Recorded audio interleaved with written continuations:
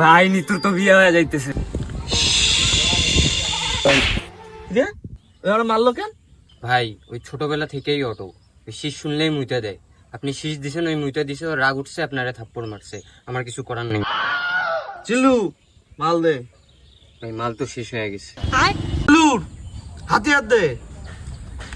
জি ভাই হাতিটা। এই হাতিয়ার কেন? ঘোড়া ঘোড়া ঘোড়া। সরি ভাই। ভাই ঘোড়া তো নাই, ছাগল দিয়েই কাজ চালায়। আমি তোর কাছে পিস্তল চাইছি ভাই, তোর কাছে পিস্তল চাইছি। সরি ভাই। কম বাজেটের জিল্লু এমনই হয়। চল নিতুরে তুই জানবি।